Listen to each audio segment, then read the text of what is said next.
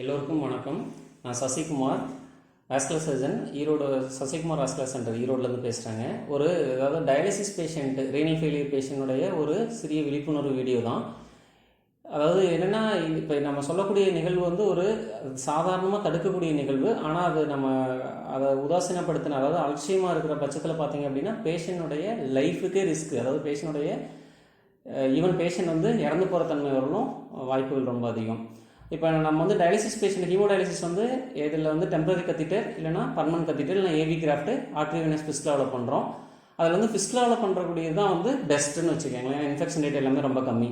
இப்போ இந்த ஃபிஸ்டுலாவில் ரொம்ப நாள் பண்ணுறப்ப என்ன ஆகும் அப்படின்னா, அந்த வெயின் அனியூரிசமல் சேஞ்சஸ் அப்படின்னு சொல்லுவாங்க. ரொம்ப என்லார்ஜ்மெண்ட் ஆகி அனியூரிசமல் சேஞ்சஸ் வரும். ஸோ அந்த அனியூரிசமல் சேஞ்சஸ் வரப்போ என்ன ஆகும் அப்படின்னா, ஒரு ரிப்பீட்டடாக ஒரே இடத்துல பஞ்சர் பண்ணுறப்ப அந்த அவுட் பவுச்சிங் அப்படின்னு சொல்லுவாங்க. அந்த இடத்துல ஸ்கின் திண்ட் அவுட் ஆகி அவுட் பவுச் ஆகும். பாருங்கள், இப்போ இந்த வீடியோ, இந்த பிக்சர் இருக்கு இல்லைங்களா, இந்த மாதிரி வரும்.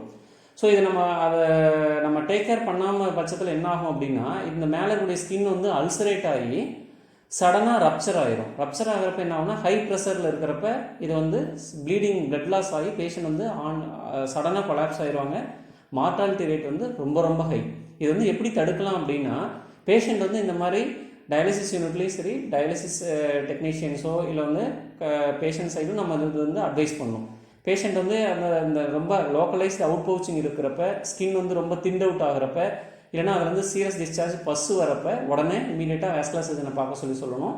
அந்த மாதிரி பார்க்குற பட்சத்தில் நம்ம பஞ்சர் சைட்டை மாற்றி பண்ணலாம். அதாவது ஒரே சேம் சைட்டில் பஞ்சர் பண்ணாமல் ரோப் லேடர் பேட்டர்ன் சொல்லுவாங்க, அப் அண்ட் டவுனாக பண்ணுறது. அதுக்கப்புறம் பட்டன் ஹோல் டெக்னிக், அதாவது சப்குட்டேனியஸாக டனலிங் மாதிரி கொண்டு போயிட்டு பண்ணுறது.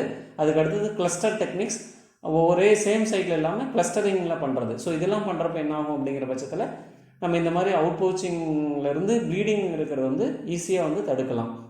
ஸோ இப்போ நான் காட்டிக்கிற இந்த பேஷண்ட் பார்த்திங்க அப்படின்னா ஜஸ்ட் 35 இயர்ஸ், 3 இயர்ஸ் முன்னாடி பிரேக்கோகெஃபாலிக் ஃபிஸ்டுலா பண்ணியிருக்காங்க. பட் அந்த பஞ்சர் சைட் சேஞ்ச் பண்ணாதனால, ஒரு சேம் சைட் பஞ்சர்னால பார்த்தீங்க அப்படின்னா லோக்கலைஸ்ட் அவுட் பவுச்சிங், ரப்சர்டு, பேஷண்ட் சடனாக collapse, haemoglobin 3, temporary bleeding arrest பண்ணி வெண்டிலேட்டர் போய் பிளட் ட்ரான்ஸ்ஃபியூஸ் பண்ணி டயாலிசிஸ் எடுத்து அதுக்கப்புறம் லைகேட் பண்ணி க்ளோஸ் பண்ணோம்.